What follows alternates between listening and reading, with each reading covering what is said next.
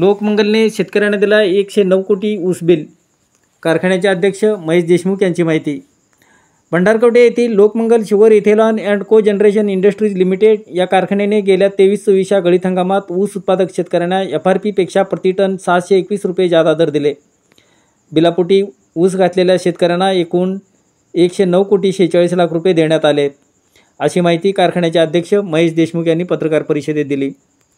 भंडारकवठे साखर कारखान्याचा यंदाच्या गळीत हंगामासाठी रोलरचे पूजन आज संचालक पराग पाटील, सरपंच भीमाशंकर बबलेश्वर व यतीनशाह यांच्या हस्ते करण्यात आले.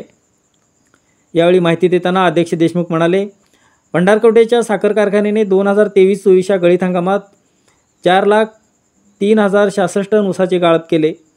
शेतकऱ्यांना FRP दर 2,094 रुपये प्रति टन देणे असताना कारखान्याने 2,715 रुपये दर दिला.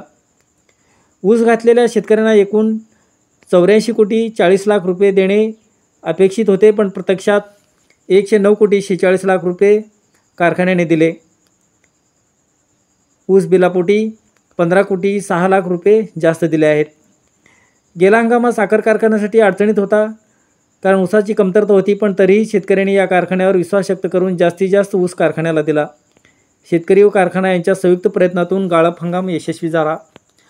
गाळपाच्या अखेरच्या टप्प्यात ज्या शेतकऱ्यांनी ऊस घातला त्यांच्या ऊसाचे बिल देण्यास विलंब झाला, पण याबाबतीत शेतकऱ्यांनी सहकार्य केले. राज्य सरकारने ऊसतोड कामगारांच्या मजुरीत 34% वाढ मंजुरी केली आहे. त्यांचे पगार कारखाना लवकरच अदा करील. कारखाना यंदाही विक्रमी गाळप करण्यास तयार आहे. शेतकऱ्यांना चांगला दर देण्याचा प्रयत्न राहणार आहे, असे अध्यक्ष देशमुख यांनी सांगितले. यावेळी सरव्यवस्थापक अशोक शिंदे, शेती अधिकारी दीपक नलावडे, प्रशासन अधिकारी श्रीशैल लोखंडे आदी उपस्थित होते. करून एक टार्गेट ठेवलेलं आहे आम्ही की शेतकऱ्यांनी 100 टन प्रति एकर एवढं टनेज म्हणजे काढलं गेलं पाहिजे आहे.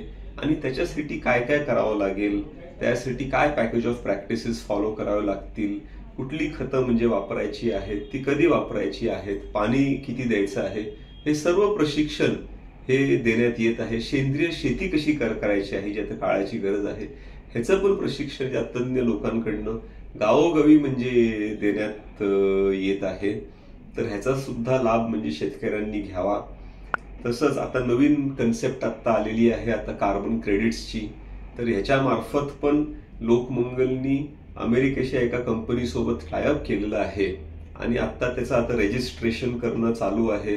त्याचं कागदोपत्री सगळे ॲग्रीमेंट्स आणि बाकीच्या गोष्टी आत्ता सध्या चालू आहेत. आणि मला निश्चितपणे खात्री आहे की ह्या कार्बन क्रेडिटच्या मार्फत पण लोकमंगलतर्फे शेतकऱ्यांना प्रति एकर 5,000 रुपये ह्या मार्चपर्यंत मिळवून देण्याचा लोकमंगलचा हा प्रयत्न राहणार आहे. तर अशा बऱ्याचशा गोष्टी म्हणजे लोकमंगलतर्फे करण्यात येत आहेत.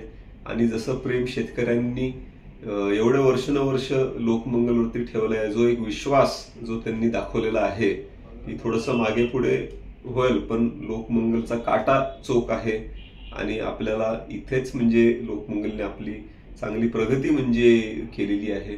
तर असंच सहकार्य शेतकऱ्यांचं ह्याच्या पुढेही राहावं असं मी आवाहन करतो.